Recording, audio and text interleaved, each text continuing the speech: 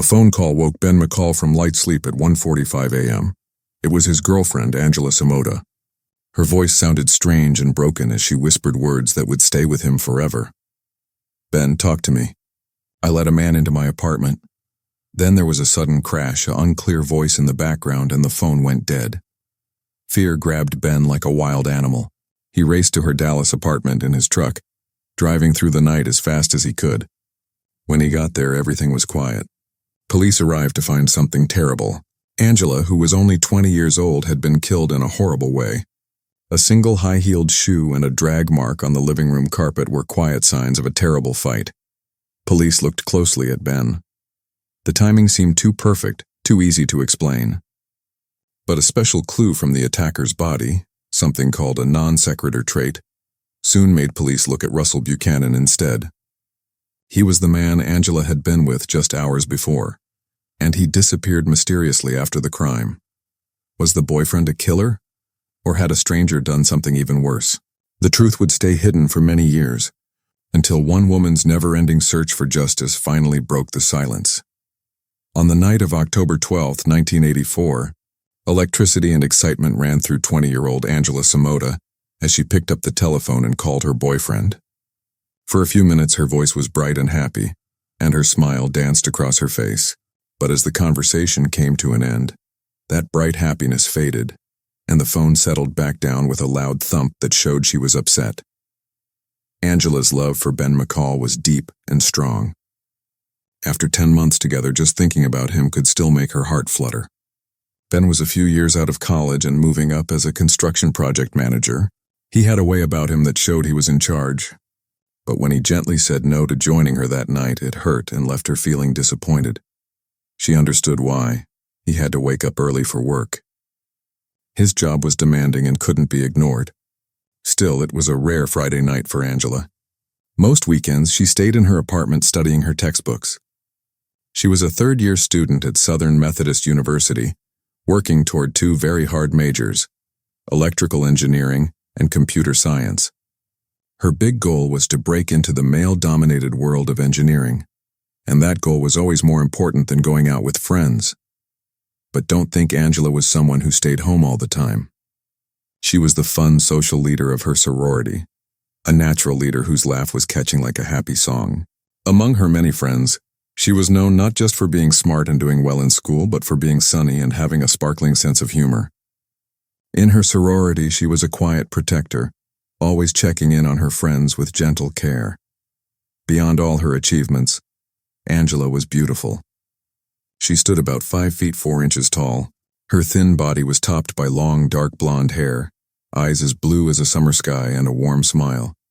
She was so attractive that not long ago, another student had started following her around and leaving notes on her car like unwanted gifts.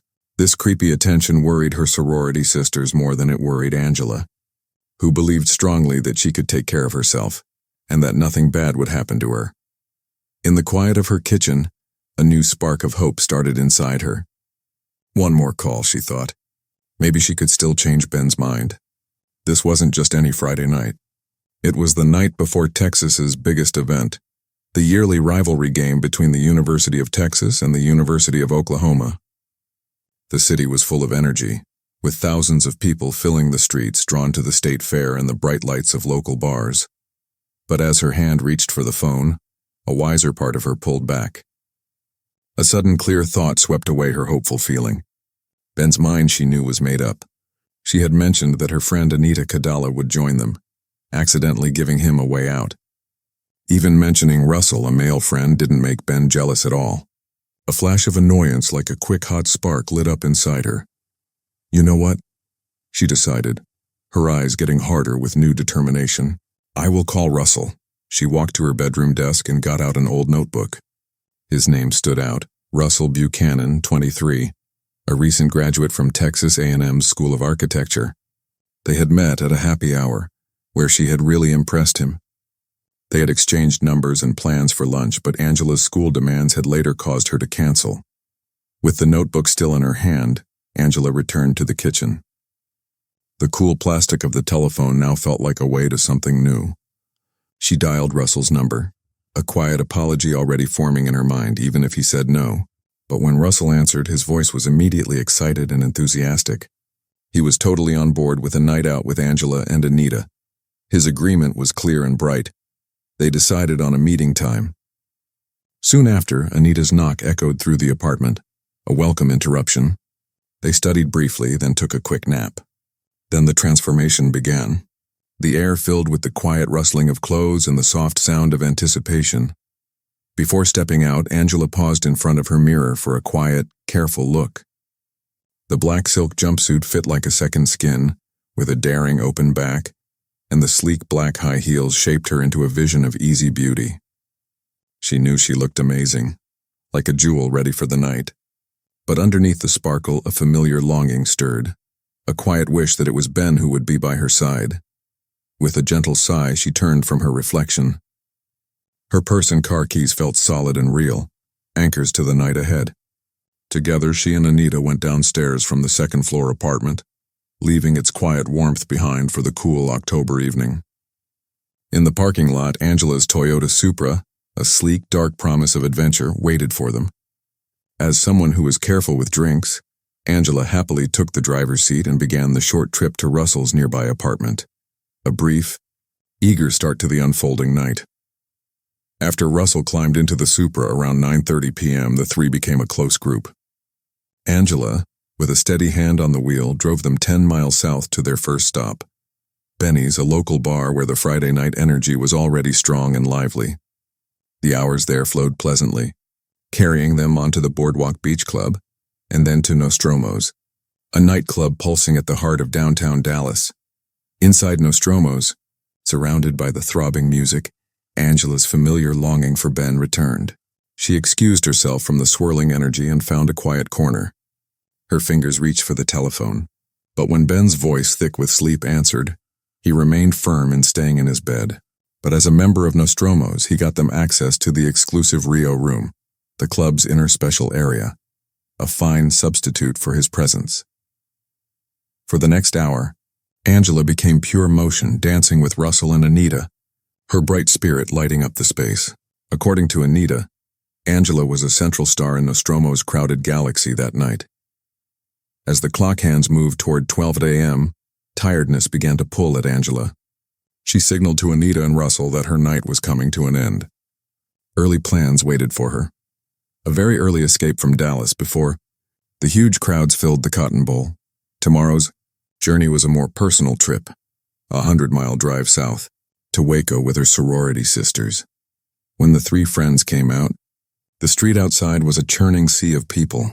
They moved through the crowd back to Angela's car.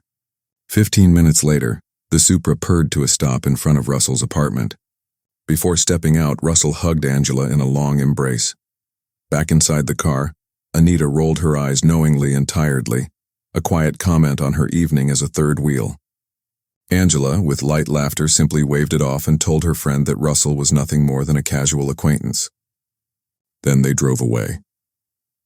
By 1 a.m., Angela arrived at Anita's dorm room. Angela had invited Anita to stay at her apartment, but Anita politely said no, preferring the familiar comfort of her own bed. A brief hug, a promise to talk tomorrow, and then Anita disappeared into the dorm's quiet doorway. Angela returned to her car. The engine came to life, beginning the short journey home. But as the familiar streets unrolled beneath her tires, a sudden, impulsive decision formed in her mind. Ben's apartment was right along her route. Perhaps if she simply appeared, the sight of her might change his mind. That hope, however, was easily shattered when Ben finally opened his front door. A shape against the dim light, he appeared groggy and messy, his expression far from welcoming. It showed clear displeasure. After a brief talk, a polite but firm wall built between them, he gently but clearly asked her to please head home. Angela, sensing defeat like a bitter taste in her mouth, accepted his words and drove off. The night now felt colder and emptier. After Ben watched Angela Samota's car keys flash under the streetlights and her Supra disappear into the night, he went back into the quiet peace of his apartment and got into bed. The promise of sleep was like a long-awaited relief. But the peace didn't last long. Just 15 minutes later, at about 1:45 a.m., as Ben was finally drifting back into soft sleep, the shrill ring of his phone, a jarring alarm in the stillness, sliced through the quiet. A groan heavy with bad feeling escaped him as he rolled over and picked up the phone. He already knew with a certainty that chilled him that it had to be Angela, and it was. But this time the familiar pattern of their late-night calls had broken. Her voice, usually clear and bright, was now strained as if pushed through fear. A cold dread like an unseen hand grabbed at Ben's gut. Something was deeply wrong. Her first words, haunting in how disjointed and urgent they were, hung in the air. "Ben, talk to me." Then, from the hazy background of the call, Ben's ear caught a sudden sharp clatter, followed by the unclear murmur of another voice, a question echoing from some unseen space. His anxiety, like a coiled spring, snapped tight. "Angie," he pleaded, his own voice tight with growing fear. "Are you okay?" A beat of hesitation, heavy and unnerving, stretched between them. Then Angela, still speaking in that same broken, distracted whisper, said words that would forever be carved into Ben's memory. "I let a man into my apartment."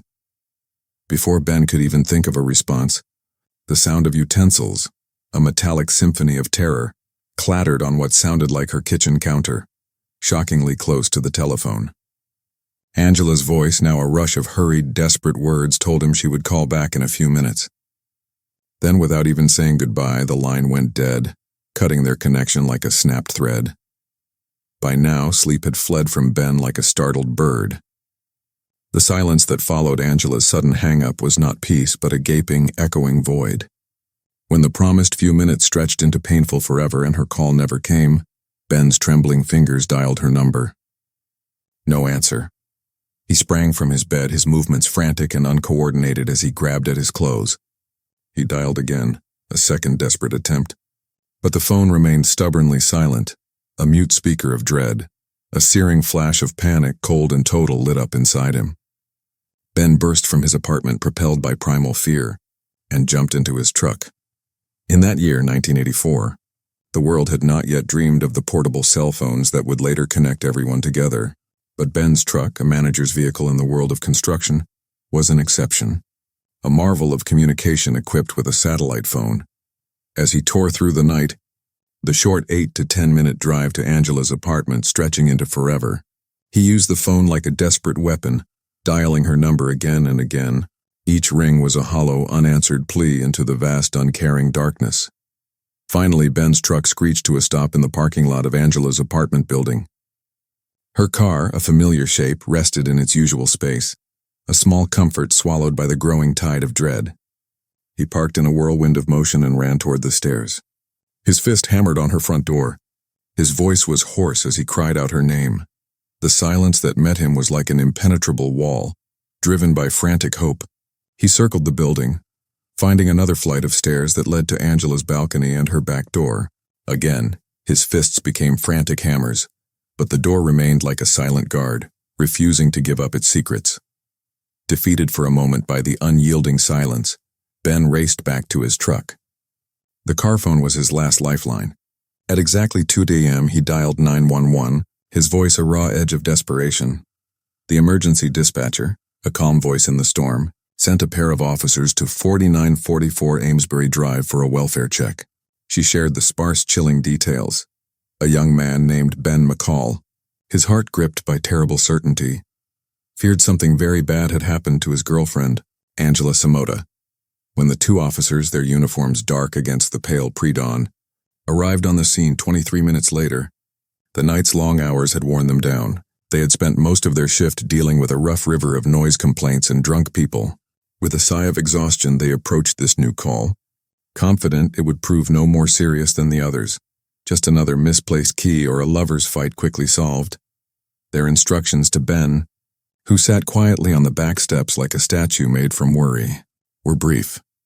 Go get the master key from the building manager on site.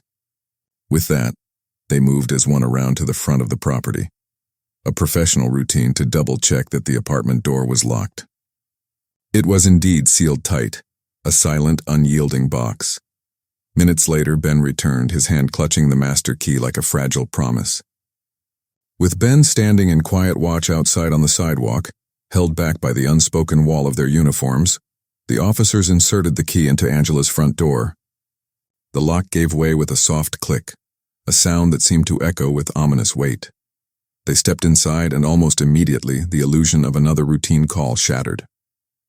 The ordinary world they had just left behind vanished, replaced by a chilling certainty. This call was a different beast altogether, its shadows long and deep, unlike any they had responded to that night. On the carpeted living room floor, stretching out ahead of them like a grim, warning landscape, lay a single black high-heeled shoe, tipped over on its side like a discarded memory. Near it, clearly marked into the soft pile of the rug, was a disturbing track, the ghostly print of another spike heel that had been dragged across the floor. It was a silent, clear testimony, as if someone had still worn the second heel. Its wearer pulled forcibly, unwillingly across the room at the sight. Both officers' hands, as if guided by an invisible force, automatically drifted to the cool, familiar weight of their holsters. One of them, a rookie officer named Janice Crowther, felt a primal prickle like tiny electric shocks march up the hairs on the back of her neck. She turned, her gaze sweeping out the front door, a silent motion for Ben to remain exactly where he was, stuck to the sidewalk. Then, steeling herself, she turned back and stepped into the living room, drawn by an almost magnetic pull to take a closer look. Her partner, his face grim, moved with practiced urgency toward a bedroom door, a silent agreement of purpose between them. A minute later, as Janice's eyes took in the silent accusations of the living room, her partner's voice, a strained, sharp cry, cut through the heavy stillness. "I think I found her." In the 3 decades that followed, through the countless sunrises and sunsets Officer Crowther would see on the Dallas police force, she would carry the permanent mark of that moment.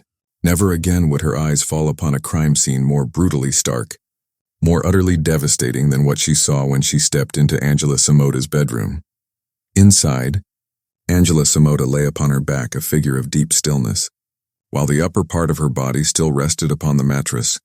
Her long tanned legs, like delicate branches, dangled off the bed's edge, not quite touching the floor below. Her naked body, once so vibrant and full of life, was now covered in blood that whispered a terrible story. It was immediately, shockingly clear she had been the victim of an attack of unimaginable cruelty, a storm of violence that had destroyed her young life. The officers, their movements heavy with the weight of the moment, checked for a pulse, a desperate flicker of hope. But the silence beneath their fingers was total. Angela Samota was dead. After a swift, tense sweep to make sure the attacker, a ghost of violence, no longer hid within the apartment's walls, the police radio crackled to life. Calls for an ambulance, though now just a formality, for crime technicians, silent collectors of grim truths, and for a dedicated team of homicide detectives were sent spiraling into the pre-dawn air. Within minutes, the quiet street outside Angela's apartment was transformed, a sudden gathering of flashing lights and police cars, their presence a stark, cold declaration against the retreating night. 30 minutes later, the air in Angela's bedroom, thick with the scent of tragedy, was filled by the quiet, careful movements of lead detective Virgil Sparks and his partner, Russell Graves. They stood in the grim scene, 2 silent observers, their gazes sweeping over the remains of a young woman who, only hours before, had shimmered with vibrant life and the boundless promise of a future. Their first impression, a chilling, intuitive certainty, was that this murder had the clear mark of intense passion. In violent cases such as this, where the telltale signs of robbery were clearly absent, police knew from years of bitter experience that the reasons often come from the volatile mix of rage, jealousy, love, or revenge, emotions that could twist human connection into something monstrous. The detectives understood they were bound by the slow, careful pace of forensic science.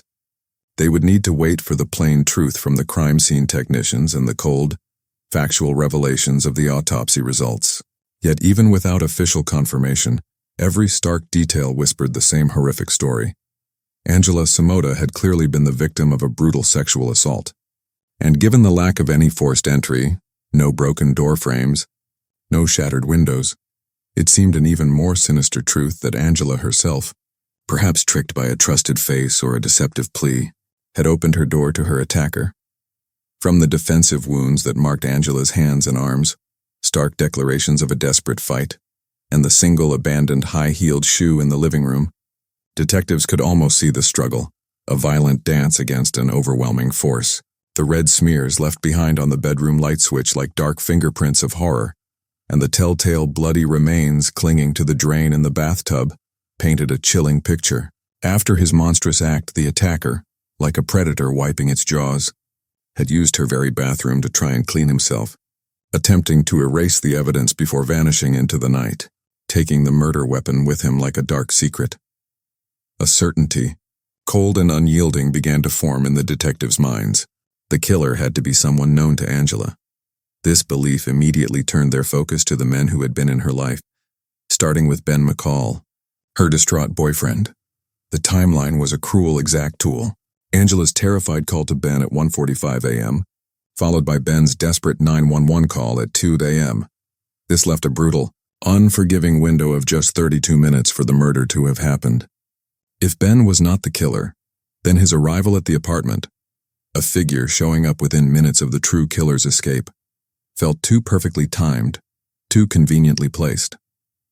It stretched believability too thin. A heavy cloud of suspicion, an almost magnetic pull settled on Ben. The detectives believed, with an unsettling certainty, that he had to be involved, or at the very least, held a critical piece of the grim puzzle. 30 minutes later, Ben sat across from the detectives in the stark, unforgiving light of an interrogation room. What struck the investigators immediately, like a wrong note, was his unnervingly unemotional response to the unimaginable horror that had just consumed his girlfriend's life. Ben sat quietly, his face a mask of subdued calm, as if the world outside his own skin had not just broken into 1,000 pieces. When he recounted the chilling phone conversation he'd had with Angela at 1:45 a.m., her voice an echo of fear, the investigators' skepticism was a real force in the room. They simply weren't buying it. Their questions, sharp and probing, centered on a familiar human weakness: jealousy. Had Ben felt a bitter sting that Angela had chosen to go out with Russell, leaving him behind in the quiet of his apartment? Did he suspect that she was seeing other people romantically? Ben, however, swore his innocence, his words a desperate shield against their suspicions. He strongly denied any involvement in the murder. He refused point-blank to take a lie detector test, a silent refusal that only deepened the detectives' unease.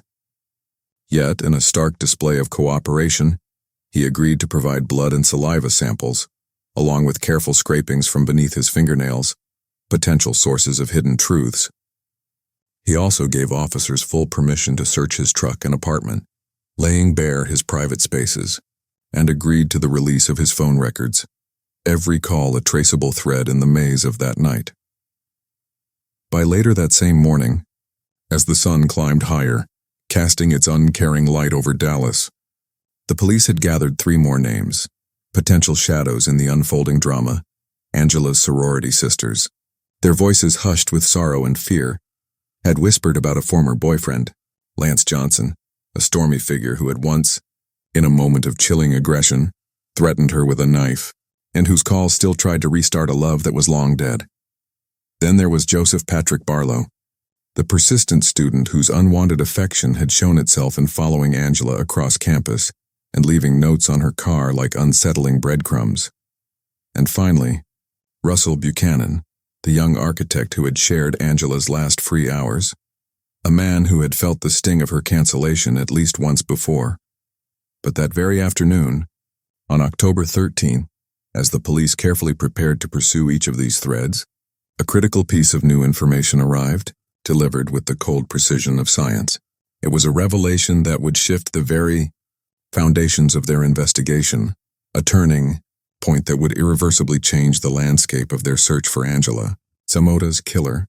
The preliminary results from Angela Samota's autopsy had arrived, a chilling message from the world of science. The findings were stark, confirming the detectives' darkest suspicions. She had indeed been sexually assaulted. Her attacker, a ghost of a man, had left behind more than just the echoes of violence. He had left a silent, damning signature, plenty of bodily fluids, including semen, clearly marking him as male. But the tests that followed on those fluids revealed a unique, almost genetic fingerprint. The man who had violated Angela was a non sequitur. In the complex tapestry of human biology, a non sequitur is a person whose specific blood type markers, those tiny signs of identity, do not show up in bodily fluids beyond the blood itself. Roughly 20 to 50% of the global population falls into this category, a significant but identifiable minority. This crucial piece of information, arriving like a sudden focused beam of light, immediately allowed the police to begin trimming their suspect list, cutting away the branches that could not bear this specific fruit.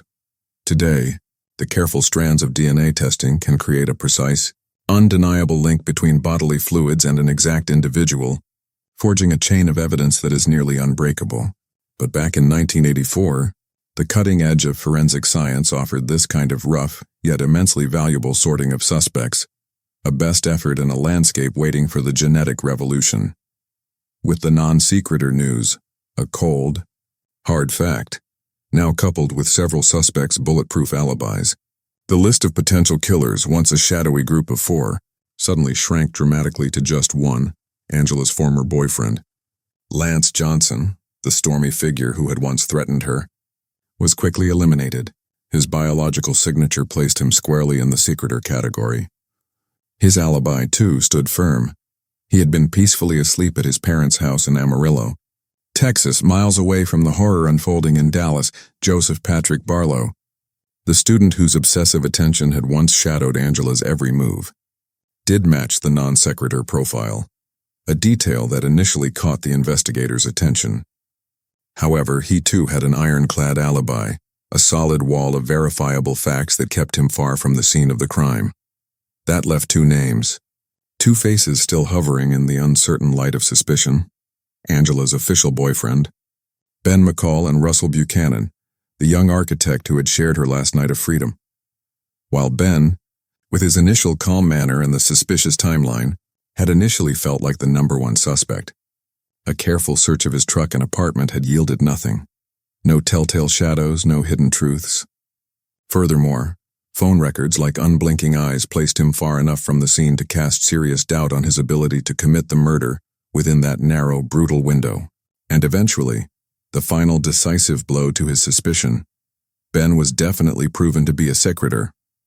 Russell Buchanan, on the other hand, perfectly matched the unique biological profile. He was a non-secreter. He had been a real, vibrant presence with Angela moments before her life had been violently ended. And his apartment, a mere 5-minute walk from her apartment, was unnervingly close, a silent witness to the night's unfolding dread. What truly grabbed the police's attention, pulling at their investigative threads with an almost magnetic force, was a troubling detail. When investigators had gone to his apartment to interview him on October 13th, just hours after Angela's lifeless body had been discovered, Russell Buchanan was nowhere to be found. He had simply vanished, a shadow slipping from the frame. In fact, it wasn't until Monday, October 15th, more than 48 hours after the murder, that the police finally found Russell at his home. When he answered their urgent knock on his door, his eyes met the chilling sight of a shotgun, its cold barrel pointed directly at his chest. It was not perhaps a full-scale raid, but the message, sharp and undeniable, was delivered with brutal clarity. Russell Buchanan was in serious, clear trouble. With the cold, unblinking eye of the shotgun still aimed at his chest, detectives gave their terse command. Russell was to come with them to the police station, a journey into the heart of their inquiry, to answer questions surrounding the brutal murder of Angela Samota. Once seated in the stark, sterile confines of the interrogation room, Russell, though visibly shaken, maintained a firm front. His voice was unwavering as he declared his total innocence. He swore he had nothing to do with the horrible crime, stating that the first whisper of Angela's death had reached him only when the stern faces of the police had appeared at his door, their presence a shocking bearer of tragedy. That morning, under the shadow of the shotgun and the weight of suspicion, Russell Buchanan told his story to the police. The last time he had seen Angela, he stated, was when she and Anita, her friend, had dropped him off at his apartment at 1 a.m. His words were a steady stream, painting a picture of innocent friendship. He maintained he had never been romantically involved with Angela, that he was very aware of her relationship with Ben, and that jealousy, a poisonous emotion, had held no power over his feelings. When pressed for his whereabouts on the crucial days of the 13th and 14th, the days immediately following the murder, Russell offered a reasonable explanation, a story woven with threads of social obligation and family ties. He explained, been at a wedding in Dallas, a celebration of new beginnings, before boarding a flight to Houston to visit his parents, only returning late on the 14th, unaware of the storm brewing in his wake. Russell's story on its surface seemed to hold water, a story of ordinary life amidst extraordinary horror. Yet it lacked the concrete fortifications of a solid alibi, leaving gaps that the hungry jaws of suspicion could still gnaw at. And crucially, his biological signature, the non sequitur trait, placed him squarely within the narrow band of suspects.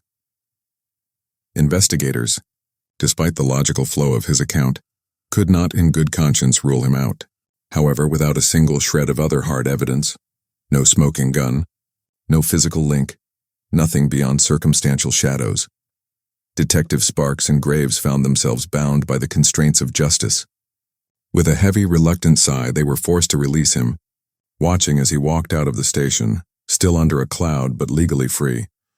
Over the following weeks, a tireless team of 6 full-time investigators dove into the case, chasing down every possible lead with the relentless precision of hounds on a scent.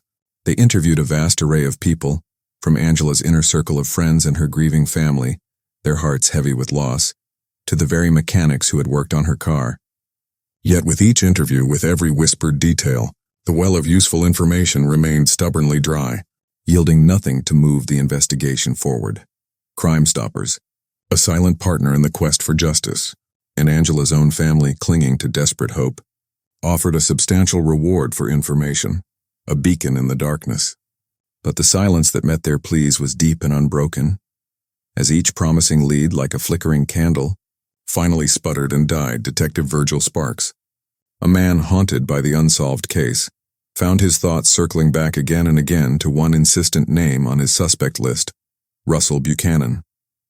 In the detective's eyes, etched with the grim lessons of experience, Russell simply felt like the guy, the hidden shadow. Soon, an unlikely ally would emerge from Angela's wide circle of friends, a young woman named Sheila Gibbons, whose own trauma would forge an unbreakable bond with Sparks in their shared, relentless effort to unearth damning evidence against Russell. 22-year-old Sheila Gibbons was a soul deeply scarred by Angela's sudden, brutal absence. Their connection ran deeper than just sorority ties. Sheila had been Angela's roommate during their rough first year, a period that forged friendships as strong as steel. Despite the contrasting textures of their lives, Angela, a star guided by academic discipline, and Sheila, a spirited individual struggling with the silent battle of dyslexia. Their bond had become a deep, anchoring force. Just 1 week before the murder, they had shared their usual get-together, a comforting ritual of catching up, unaware it would be their last. Sheila was visiting her mother in the quiet reaches of North Texas when the terrible news, a voice on the phone, struck her like a physical blow. The call from a sorority sister, a vessel for unthinkable words, shattered her peace, devastated her grief, a raw, open wound. She immediately drove straight to the Dallas police station, driven by a desperate, urgent need to help. It was there, in the sterile corridors, that she was offered a glimpse into the abyss. Some of the crime scene photos of Angela, images that would forever be burned onto the canvas of her memory. After speaking with Detective Sparks, a shared understanding blossoming in the grim space between them, Sheila sensed his deep suspicion of Russell. A flicker of purpose born from her own pain ignited within her. She offered herself as a helper, a whisper into the shadows, willing to arrange and record conversations with Russell, hoping with a desperate, fragile hope that he might, in an unguarded moment, say something that would betray his guilt. On top of Sheila's brave, harrowing efforts, the police themselves tightened the net, placing Russell under 24-hour watch. His every movement watched like a hawk. They pulled him in for questioning dozens of times, a relentless psychological pressure. However, this intense pursuit, like a gathering storm, suddenly stopped in April of 1985. Russell, cornered but firm, had hired a well-known defense attorney, a powerful shield. The attorney delivered a sharp, clear message to the police: either formally charge Russell with a crime, or leave him alone. Because the hard evidence remained elusive, a ghost dancing just beyond their grasp, they were forced, with bitter resignation, to comply. By the late spring of 1985, the vibrant energy of the Angela Samota murder investigation had, like a fire starved of oxygen, slowly dwindled to embers. The official status of the case, once marked active, was quietly changed to suspended, a bureaucratic announcement of defeat. Angela's file, now a weighty testament to unanswered questions, was carefully set aside, gathering dust on a shelf, a silent, unmoving monument to justice delayed. Around the same time, the weight of the unsolved crime began to press heavily upon Sheila Gibbons. Angela's unpunished killing had not just shattered her sense of safety. It had broken her very belief in the justice system, leaving her adrift in a sea of disappointment, convinced with a burning certainty that Russell had somehow slipped through the net and gotten away with murder, and still haunted by the brutal echoes of the crime. Sheila made a painful decision. In the middle of her senior year, with graduation a mere horizon away, she withdrew from Southern Methodist University. The vibrant campus now felt like a hollow shell. For a while, Sheila simply drifted, carried along by an overwhelming sense of numbness, her spirit muted like a muted bell. The sharp edges of her grief were dulled by a widespread void. Eventually, in 1986, a new chapter began to unfold. She met a man named Charles Wisaki, a steady presence who offered a gentle hand. Their lives intertwined. They married, bought a house that became a sanctuary, and watched their family grow with the joyous arrival of children. For the most part, Sheila managed to anchor herself to this new life, focusing on the comforting rhythms of family, allowing the past to recede. A distant, painful echo, but the currents of fate, though slow, can be powerful. Everything shifted one ordinary evening in 2004. By then, Sheila was 43, her life a comfortable, settled tapestry woven in Nashville, Tennessee.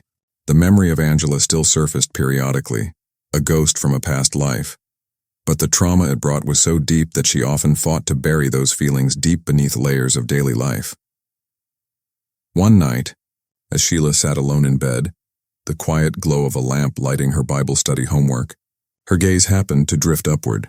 What she saw there, standing silently at the foot of her bed, sent a shockwave through her very being. It was her dead friend, Angela Samota. According to Sheila, Angela appeared exactly as she remembered her, frozen in time. Her clear blue eyes held the same boundless depth, her smile the same wide warmth.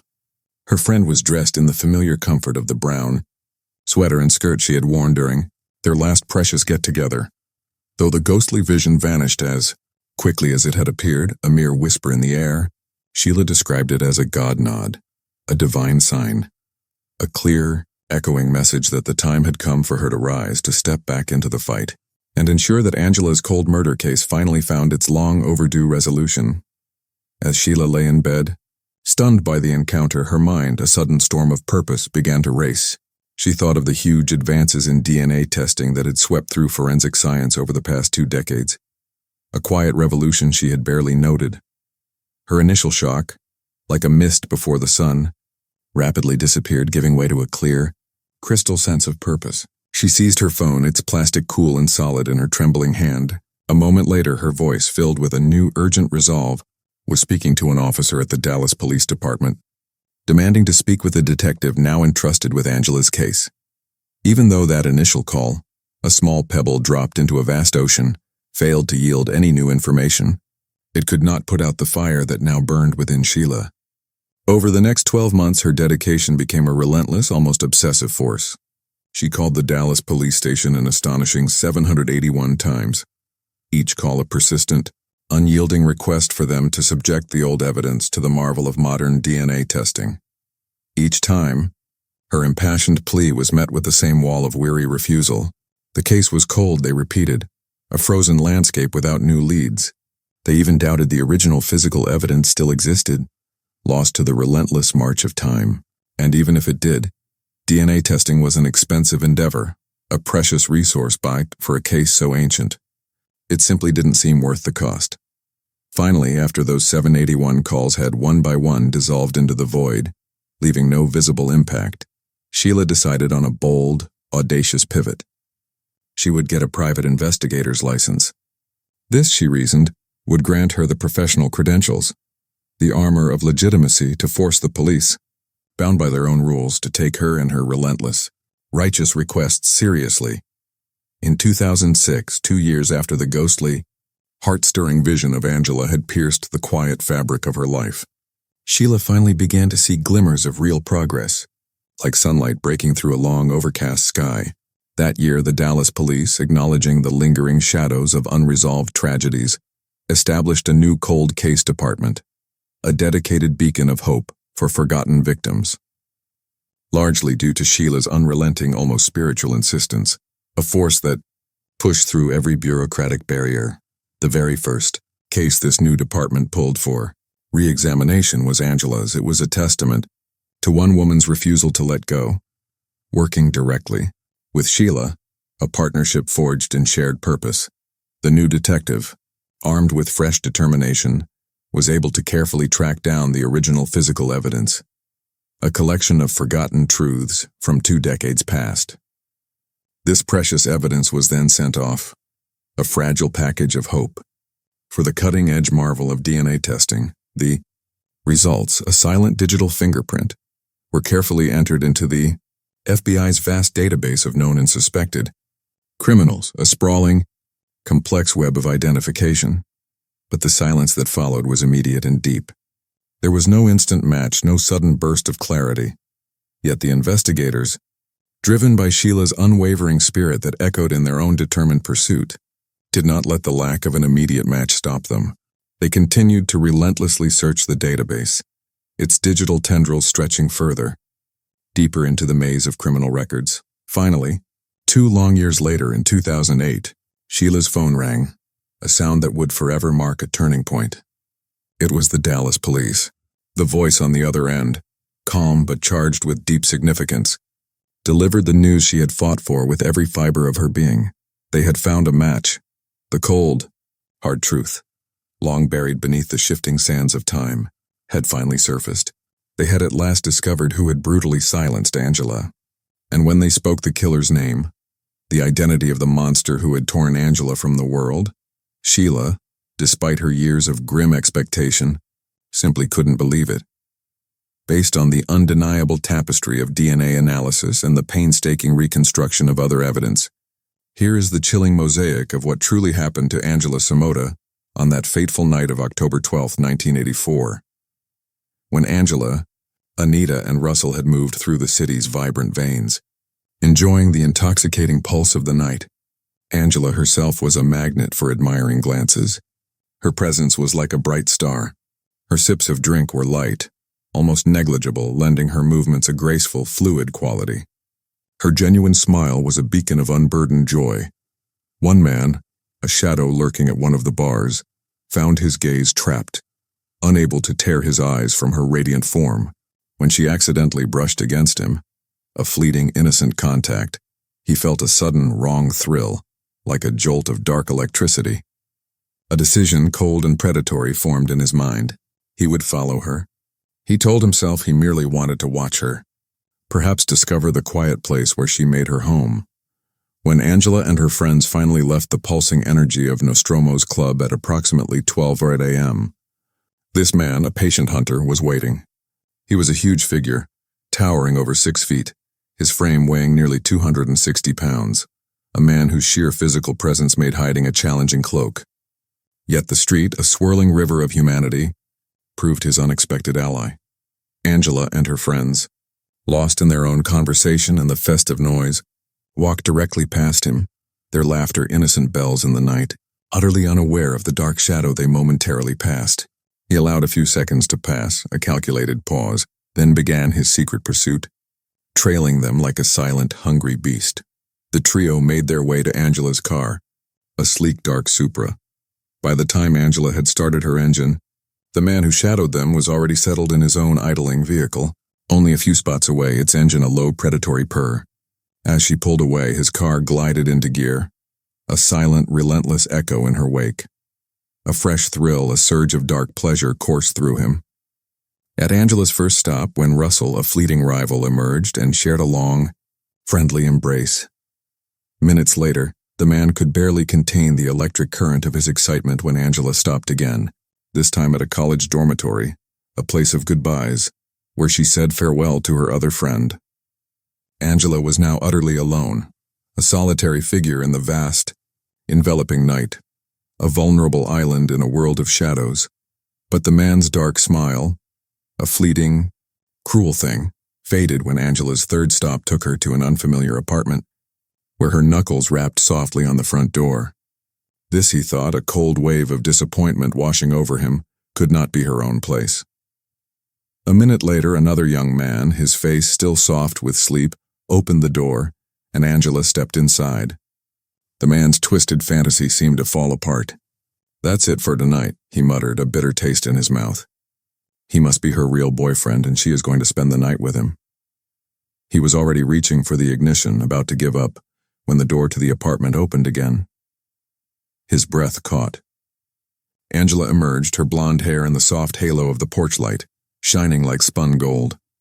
A sigh of relief, deep and primal, escaped him as the young man inside retreated, and the door clicked shut.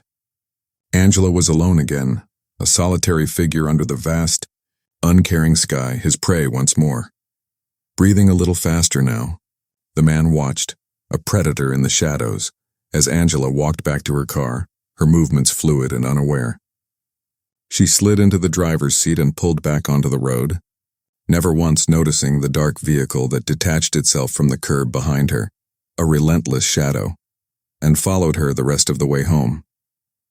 10 minutes later, Angela was climbing the familiar steps to her apartment, the promise of sleep a quiet hum in her mind.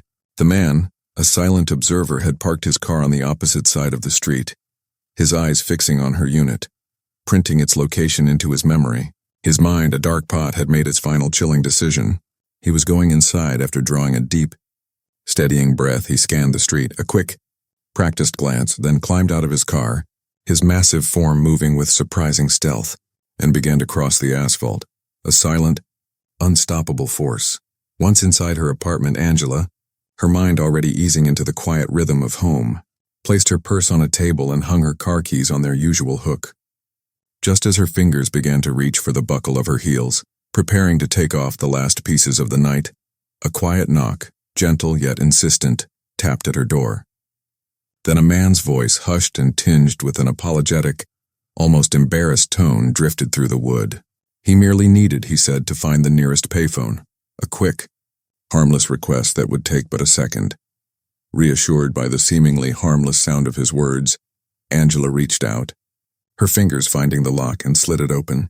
But before her hand could even grasp the cold metal of the doorknob, the man, a sudden, overwhelming force, pushed the door open himself, his massive frame blocking the light as he stepped into her apartment. Forced backward by the unexpected intrusion, Angela felt a sudden icy rush of fear, a cold serpent coiling in her gut.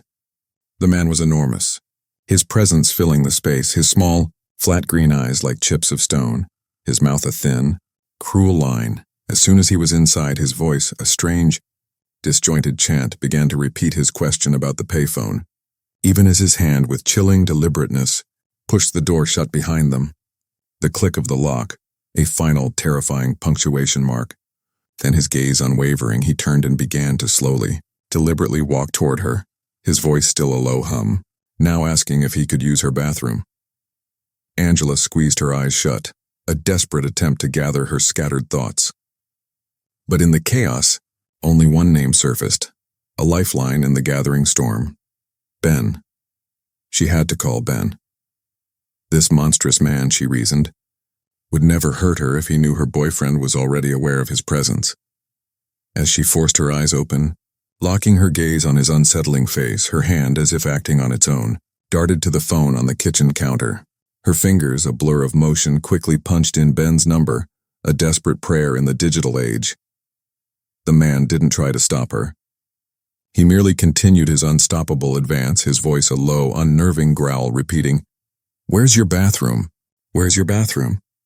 With the phone pressed to her ear, Angela, her other hand a trembling compass, quickly gestured toward a tiny hallway, the narrow path to the bathroom. As the man turned and walked toward the hallway, his heavy footsteps echoing in the sudden silence, Ben answered her call. Angela began to speak, doing her utmost to keep her voice steady, to weave a tapestry of calm, but her words emerged strangely, disjointedly, a broken code of terror. "Ben," she pleaded, her voice a fragile whisper. "Talk to me, please." She awkwardly explained that she had just let a man into her apartment, a stranger with a strange request, and that he was asking about a payphone. She clung to a desperate, naive hope. If the intruder simply found a payphone, he would leave, and the nightmare would dissolve into the night. But before she could explain anything more, before she could weave any further threads of warning, the man re-emerged from the hallway, his stride purposeful and chillingly swift. He moved directly toward her, his closeness a suffocating wall, his voice a relentless echo, repeating once more, "Where's your bathroom? Where's your bathroom?" He was now so close, a looming shadow, that the only way to create any bit of distance, to reclaim even an inch of space, was to cut the lifeline to Ben, to hang up the phone and physically retreat. So Angela, her heart hammering like a trapped bird, quickly told Ben she'd call him back, her voice a rushed, desperate promise, and dropped the receiver into its cradle. Before Angela could even take a single step away, before she could turn and run, the man had already moved with practiced, terrifying speed. From the butcher block on the kitchen counter, a place of everyday utility, he had grabbed a knife, its blade now glinting with a malevolent light. Even as Angela tried to pivot, to unleash the desperate energy to bolt toward the front door, he lunged. His arm, a powerful, inescapable vice, clamped around her waist, yanking her away from the only exit, away from any hope of escape. Angela fought back, her body a tempest of flailing limbs and desperate will, but her attacker was an immovable wall, much bigger, much stronger, his power overwhelming hers. A horrifying moment later, she was being forcibly dragged across her living room, her body leaving that permanent mark on the carpet, pulled with brutal inevitability toward her bedroom, toward the abyss. After throwing her onto her bed, a final act of dominance, the man climbed on top of her, a heavy, suffocating weight. His left hand, a brutal vice, pressed down hard over her mouth and face, stifling her screams, muffling her desperate pleas, silencing her terror. Then, with a chilling, predatory precision, he violently raped her. Afterward, his hand still clamped over her mouth, a cruel gag, he straddled her torso, a knee on either side, ensuring she was pinned, utterly unable to move. With his free right hand, he reached for the knife, that cold, gleaming instrument of terror, now resting on the bedside table, a silent witness to the horror. Then, his gaze locked onto Angela's wide, terror-stricken eyes. He raised the knife, a dark silhouette against the muted light, and brought it straight down with all his strength, a sickening, crushing blow, into the very center of her chest. Angela, in a final, desperate surge of life, tried to buck him off, to dislodge the monstrous weight, but he pulled the knife out, its blade tearing free, and drove it back down into a new spot, a fresh wound. He would do this over and over. Again, a relentless, horrifying rhythm, a total of 18 times. The force of his blows was so immense, so unyielding, that they shattered her breastbone, each impact a testament to his savage intent. Every time this huge man raised the knife to strike, a spray of blood, a red mist, left a thickening, gruesome trail on the headboard and the wall behind her, painting a horrific picture of her final, agonizing moments. It would ultimately be revealed that Angela Samota's killer was a 36-year-old convicted serial rapist named Donald Bess. He had targeted Angela not from a complex web of past grudge or twisted affection, but with a horrifying, banal simplicity. He merely liked the fleeting sensation when she had accidentally brushed against him at the bar. Angela was, in the cruelest twist of fate, simply in the wrong place at the wrong time, a random star caught in the orbit of a predator. Donald Bess was already a seasoned architect of terror, an experienced predator honed by years of dark practice. He had walked free from prison on parole just 6 months earlier, in March of 1984, after serving a mere 6 years of a 25-year sentence for a list of horrible crimes: rape, kidnapping, and aggravated assault. Although his official residence and work were in the sprawling city of Houston, Donald had made the 240-mile drive north to Dallas multiple times, drawn by the siren call of friends and the anonymous hunting grounds of local bars, seeking out new victims. 9 months after his chilling escape from justice in the murder of Angela Samota, Donald Bess would strike again, his dark shadow falling upon another Texas woman, subjecting her to the same brutal violation. This time, however, the threads of fate would finally trap him. He was caught, and in 1985 the long arm of the law reached out, sentencing him to a staggering 999 years in prison. But in April of 2008, the unwavering persistence of Sheila Gibbons, her insistent demands for DNA testing that had echoed through the halls of justice for so many years, finally bore its bitter, triumphant fruit. The DNA evidence carefully preserved from Angela's crime scene, a silent, microscopic witness, yielded a definitive match. It belonged to Donald Bess. On June 18, 2010, Donald Bess, his monstrous crimes laid bare by the unblinking eye of science, was convicted of capital murder in the rape and stabbing death of Angela Samota. The sentence, a final decree of justice, was death. Now 74 years old, he remains a condemned man on death row in Livingston, Texas, his dark chapter sealed, never to know the possibility of parole. As for Sheila, when the name of Angela's true killer finally pierced the veil of 20 years of doubt, the revelation struck her with the force of a thunderbolt. For more than 2 decades, she had held an unshakable belief that Russell Buchanan was the monster who had stolen her friend. In February of 2012, driven by a deep need for atonement, she met with Russell in Dallas, her heart heavy with words of apology for her relentless, misguided efforts back in 1984 to connect him to Angela's murder. Russell, now a well-known and successful architect, a man whose life had been unjustly shadowed for years, offered her a swift, heartfelt forgiveness, a testament to his own strength and grace. In the end, Sheila's unwavering persistence, a beacon in the darkest night, not only led to the discovery of Angela's real killer, tearing back the shroud of anonymity that had protected him for so long, but it also, perhaps just as importantly, finally lifted the heavy cloud of suspicion that had clung to Russell Buchanan for more than 2 decades, granting him back his untarnished name. Sheila Gibbons, her mission fulfilled, is still a practicing private investigator today. Her specialty, an ironic and fitting twist of fate, cracking cold cases, ensuring no other victim waits as long as Angela. If you'd like to support our channel and help us to continue to make content, please don't forget to like, comment, share, and subscribe.